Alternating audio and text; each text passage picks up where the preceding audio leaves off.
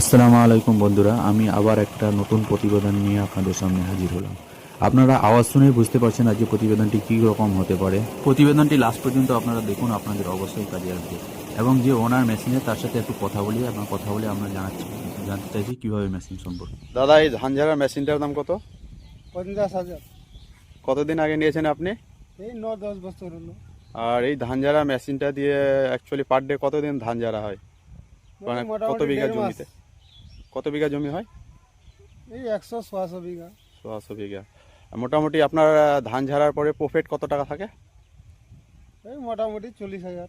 40,000, মানে 40,000 মোটামুটি খরচা 6 মাসের মধ্যে। হুম। 6 মাসের মধ্যে। অ্যাকচুয়ালি নতুন কেউ যদি একটা ধান ঝাড়া মেশিন নিতে চায়, তাহলে কি কোম্পানি বা কিভাবে নিলে মানে ভালো পাবে, সেটা কি আপনি একটু বলে দিতে পারবেন? আমি যেটা নিয়েছিলাম ওই রায়গঞ্জের ওদিকে একটা নাগর ব্রিজ গুদিরি মার্কেট আছে, ওখান থেকে নিয়ে আসি। এই ধান ঝাড়া মেশিনটা খুব ভালো হয় নাকি? পরিষেবা ভালো দেয়। আমি এখানে আর এখানে বলছিলেন যে তেল কতটা লাগে?